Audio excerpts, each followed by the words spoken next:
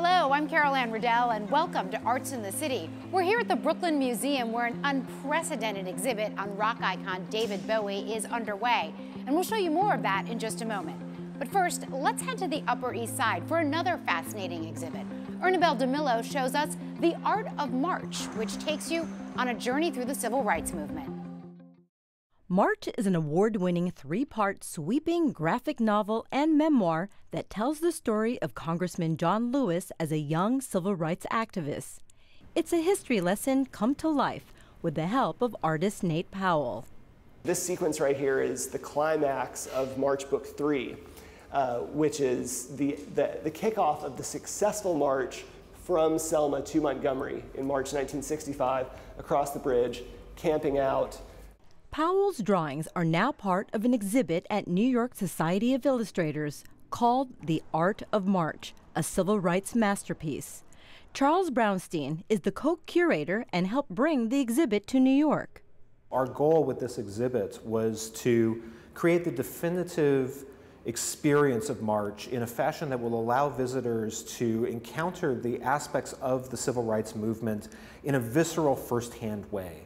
Reading the books is incredible and immersive, yet being in front of Nate's art with the compressed spaces and the fluid lines and the kinetic atmosphere really creates a sense of connection with history.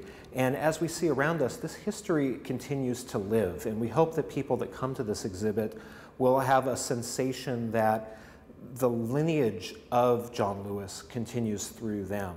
Powell spent 4 years working with Congressman Lewis and Andrew Aden to tell the civil rights icon's story, starting from Congressman Lewis's childhood, to his activism, to his role as leader of the Student Nonviolent Coordinating Committee during the Selma to Montgomery marches of 1965, where he worked side by side with his hero, the Reverend Martin Luther King Jr.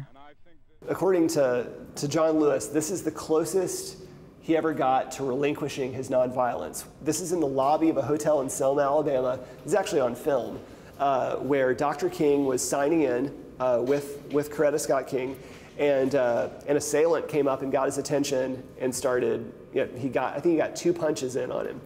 But John Lewis, as a 24-year-old, snapped and just tackled him. And the caption is like, I don't know what came over me. I didn't hit him, though I may have thought about it for a split second. It was the closest I've ever come to laying down my nonviolence. I found out that day, even I have limits. Wow, that's really powerful. The exhibit takes up 2 floors. It starts with Powell's early works when he was a college student at the School of Visual Arts, when he was already drawing on themes of racial and economic inequality, preparing him for March. Going into the project, the goal is always to make the best and most true work you can, but really none of us had any idea what the potential scope or scale of it could be.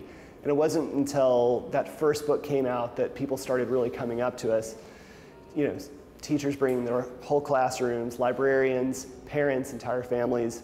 We realized that we were on to something with a momentum we had not ever seen before. The trilogy went on to become a bestseller, and Book 3 was the first graphic novel to win the National Book Award. The story has also resonated with present-day civil rights activism. In fact, it was a comic book that inspired the congressman to pursue an activist path, a comic about the life of Martin Luther King.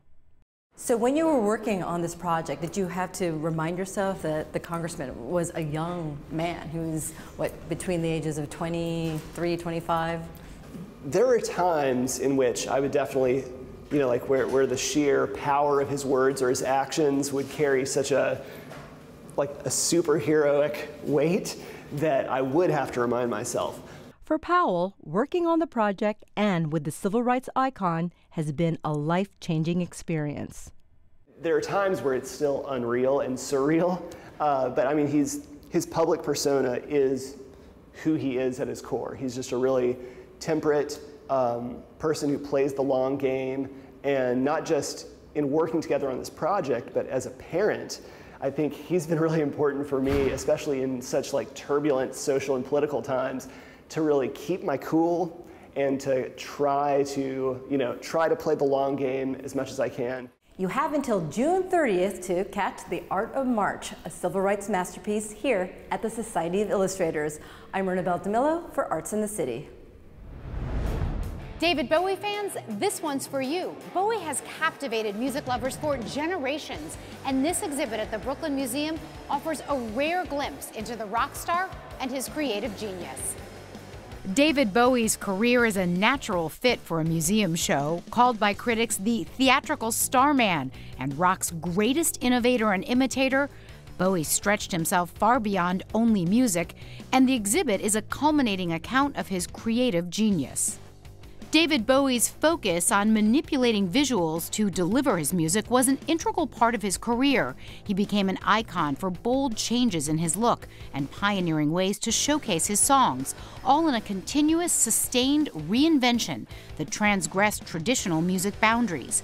With about 400 objects drawn mostly from Bowie's personal archive, the exhibit showcases original costumes from tours dating back to the 70s, his handwritten instructions to costume and set designers, his own sketches for album covers, and personal photographs.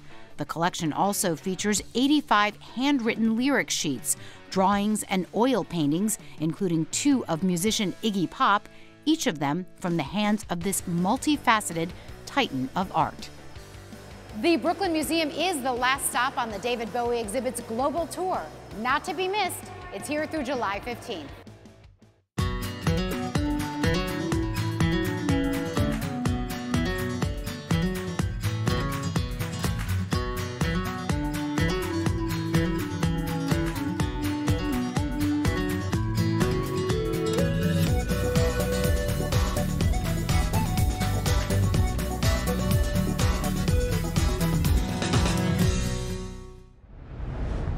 You'll want to grab your popcorn for this month's Talking Movies.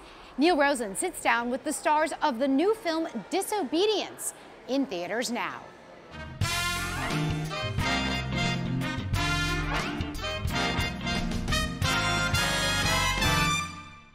My father just died. So you came to on the run? Why else would I be here? In the new film Disobedience, Rachel Weisz plays a New York photographer who, after the death of her father, returns to the Orthodox Jewish community in London that shunned her years earlier because of her sexual orientation. We never thought we'd see you again. Sorry to disappoint you. Once there, she reignites a passionate relationship with an old lover, Rachel McAdams, creating a wide rift between her and her husband, a rabbinical scholar played by Alessandro Nivola. Look at me! I have always been this way! I was wondering if you guys were familiar with this world at all, and if not, did you study it? Tell me about what all of you went through. I did not come from this world. I grew up, I was raised Protestant, so very different. And so it was a real, new dive into a very special world, and sometimes somewhat insular, so I learned a lot that I didn't realize and how kind of complicated it is. And so, yeah, I tried to just soak up as much as I possibly could and invited myself to many Shabbat dinners. And, really? Yeah, and learned to make some Jewish food and tried to sort of embrace every aspect of it. I got a Jewish housewives Bible full of lots of interesting little tidbits, and just tried to soak it all up. It was fascinating. I really loved learning about it. My character has left the community some years before, so she's living a completely secular life, and is come back, and she's very uncomfortable around the prayers and the orthodoxy. So I didn't have to do. I'm English, my father's Jewish. As Alessandro says, I know the songs. He's like, you know the songs. So for me, I didn't have to, Alessandro and Rachel McAdams had to make you, the audience, believe that they believed, that God was their life. And that's what they did. I didn't have to do that. I was just a visitor. Did you study hang out with some rabbinical, scholars or rabbis? I hung out with a couple of guys who own a hat shop in Crown Heights called Primo the Hatter. Have you ever been there? Not my scene, no. I highly recommend it. No, I had a connection with somebody in Crown Heights from a woman who had left the Orthodoxy and whose children go to my kids' school. And her siblings are all still in the Lubavitch community in Crown Heights, and she brought me over there to meet them. And one of them in particular I made friends with, and he taught me my Hebrew in the film and recorded it all into my little iPhone, and he started inviting me to dinners at his house as well. What made you want to do the film? It's set in this North London Orthodox Jewish community, but no one involved in the project is from that community. I think it's a universal story about finding freedom to love who you want to love. Why did you get married? I think he felt that marriage would cure me. This is such a unique story. You know, it's a part of the world that we don't get to see every day, and it's a glimpse into something that's quite secretive. You know, so I think there's something really, really appealing about that. I want you to give me my freedom. And has there been any feedback from the Orthodox Jewish community depicted in the film? Naomi Alderman, who wrote the novel, grew up in the community, and then she left the community, a bit like my character Ronit. She went to live in New York, and her family, who's still in the community, saw it, and they loved it. But people within Orthodox Jewish communities are not sort of cinema goers in general. The people who had worked with myself and with Rachel McAdams in sort of coaching us through the ritualistic elements of the story have all seen it, and all really wrote to the two of us and said how much they loved it and that they felt that we had respected their community. So. It's insane that you're here. This is my house we're talking about. I keep it in order.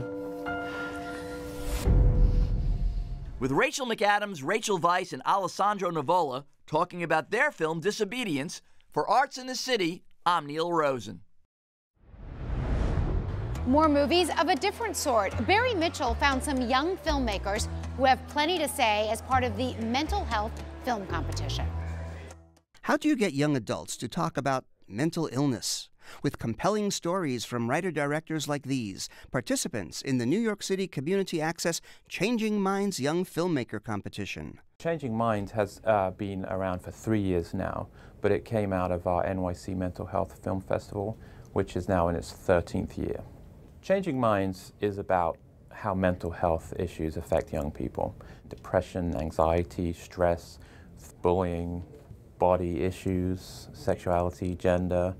It's hard being a teenager or a young adult no matter what, right? One thing that we find quite often is that in the process of making these films, young people actually are learning about their own experiences, and they're thinking about mental health in ways that they might not otherwise do so.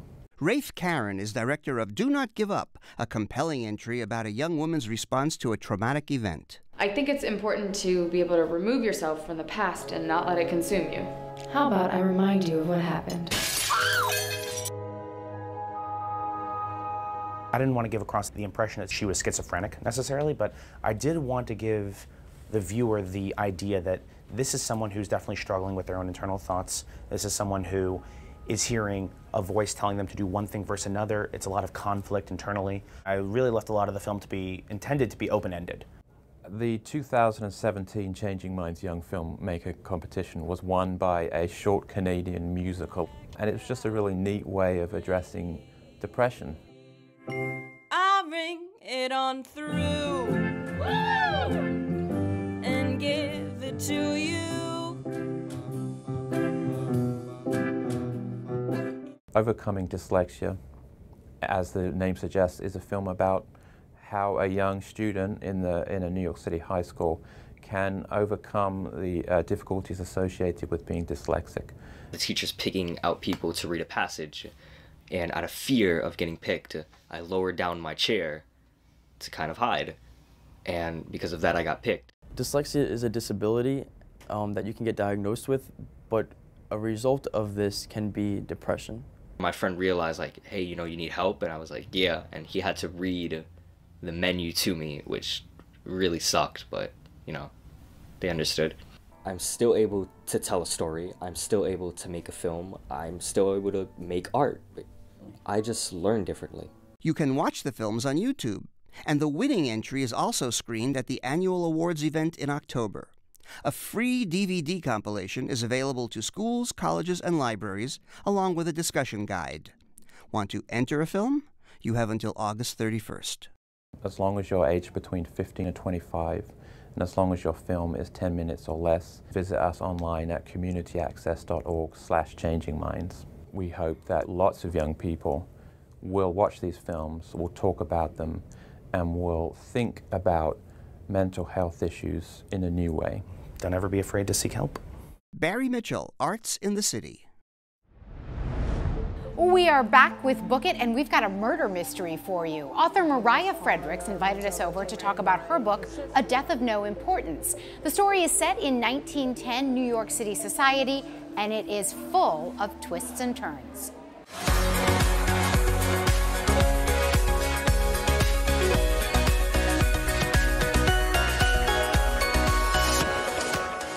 Mariah, thank you so much for having us here in your home today. Oh, thank you for coming. It's really nice to be here. So your book is called A Death of No Importance. It's quite a juicy murder mystery. I really loved it. Oh, thank you. Tell us a little bit about the plot of the book without giving away the ending. It's New York, 1910. Lady's maid Jane Prescott is working for a nouveau riche family. The eldest daughter gets engaged to a social catch, and life gets complicated when the groom is found bludgeoned to death the night the engagement is to be announced. What was important to you about telling the story from the perspective of the lady's maid? I am always fascinated by the role of the servant and what they see and hear, because nobody thinks that they have enough power to be important. You feel like you're kind of getting this behind-the-scenes look at the underbelly of this fancy society. Right. Very few of us can relate to the Queen of England, but we can probably relate to the person who folds her clothes. Does your narrator, does Jane sort of live in your head all the time? Yes. Yeah, she's very good company, and What made you choose mystery as a genre, and more specifically, historical mystery? I like a high-stakes story. There's nothing more high-stakes than murder. I'm a person who believes almost anybody could commit murder. Really? That's interesting. Yeah, if you're put in the right circumstances and pushed to a certain point. I'm interested in the dark side of people's natures. How was it for you writing that murder scene? Because it's pretty detailed. I wanted it to be gruesome, partly because it's a murder mystery, it should be fun, and I wanted the reader to have the feeling that nobody deserves that to happen.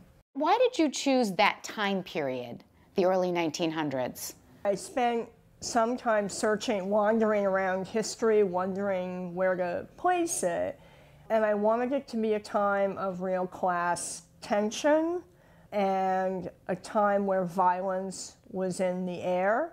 So I wanted to go back to an America where there was enormous wealth and enormous comfort, but also a time where various groups are thinking, maybe we can't peacefully resolve our differences. Maybe it's time for the dynamite.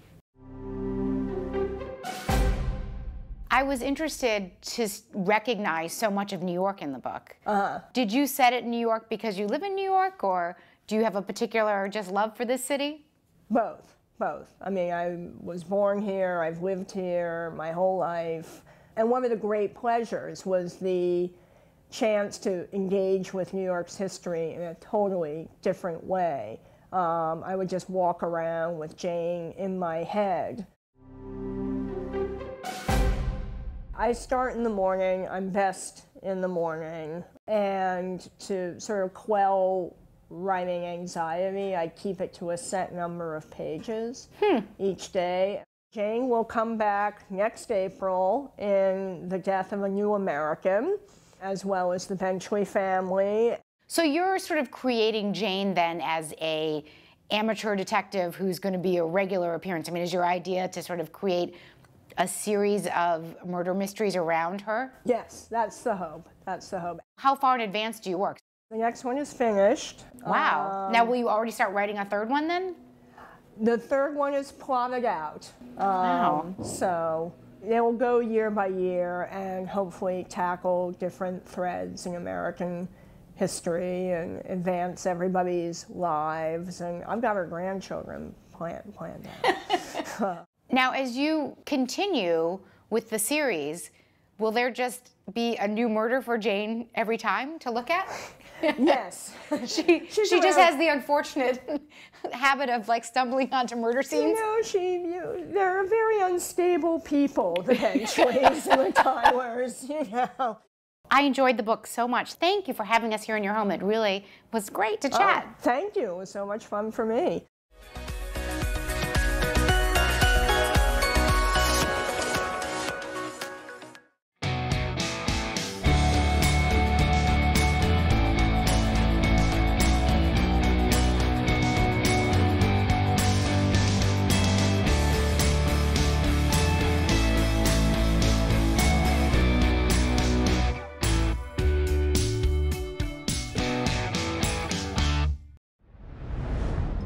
And now Donna Hanover heads to the Central Park Marionette Theatre for a behind-the-scenes look at who's pulling the strings in the fine art of puppetry. But everyone has to grow up. Not in Neverland. Except for the pirates, of course. Pirates? Who doesn't love a puppet show? It's what they put on here at Central Park's Swedish Cottage Marionette Theatre, and they've been doing it for generations. The cottage itself is operated by the City Parks Foundation and dates to 1876. The building became a theater in 1973 and is home to one of the last public marionette companies in the country. Let's do that again. Okay, there we go. That's better. All right. And then we could even have him stand on his head. Wee, hi, hi, hi, hi. Starting as an apprentice in 1975, Bruce Cannon is now master puppeteer and artistic director. He brings a theater and arts background to the Marionette Cottage. His passion for puppetry has never waned. I always define puppetry as a marriage between the performing arts and the fine arts, and that you have to build your product, which is the marionette or the puppet, and then you have to bring it alive in performance. So you get a chance to use all your artistry and under the umbrella of puppetry. The challenge of writing these shows is that you're taking legends that are lengthy and you have to condense it. Right. How do you do that? Well, the challenge, of course, is when you have a story like Peter Pan, you have to keep all the elements that everyone are accustomed to in the show. You have to have Wendy, you have to have the Lost Boys, John, Michael, all those elements have to be there. A typical show runs about 45 minutes, and the troupe puts on some 500 shows a year. Voices are pre-recorded along with musical arrangements. What things have gone wrong with the marionettes over the course of your career? Oh, that's such a fun, excellent question. Well, first of all, one thing you can assume with marionettes is something will go wrong. So you have the typical dropping of a control. We've had dropping of puppets. Onto the stage? Onto the stage. We've had puppets lose their head, literally. So if the puppet could lose his head, do you ever have to say, is there a doctor in the house? I've never said that. I think I've heard of a couple of puppeteers say that before, yes. How are the puppets created and maintained? We have a shop out in Red Hook in Brooklyn that we do a lot of our building of puppets and building of our scenery. So you have to first design the puppet, then you have to carve the body parts, you have to put them together, sculpt the head, cast the head, paint the whole thing, get the wigs, get the costumes, get them on strings, on the control, then get them rehearsed and into the show. Just so like Broadway. It's a whole process, yes. It's just like Broadway. It's just like Broadway, yeah. So you're making your characters from scratch. So what's it like behind those cottage curtains? I had to find out. Can you show me a few of the tricks that happen backstage? Of course, follow me. The puppet bridge is a dark, cramped space, and operating a puppet demands more physical coordination than one might realize. The first thing you want to do is with your right hand, just grab it on the top there, and then you want to bounce the puppet up and down just to feel the weight. The hand controls are simple yet complex, requiring a high level of manual dexterity. Bringing these puppets to life is an enviable skill. My hat's off to the masters of marionette magic. This is wonderful. Oh, yes. Neverland Peter Returns runs through mid-September here at the Swedish Cottage Marionette Theatre. And I'm just starting to get the hang of this marionette thing. I'm Donna Hanover for Arts in the City. And that is our show for today. Thanks so much for watching. Remember, you can find us online whenever you need your New York City arts and culture fix. I'm Carol Anne Riddell. We'll see you next time on Arts in the City.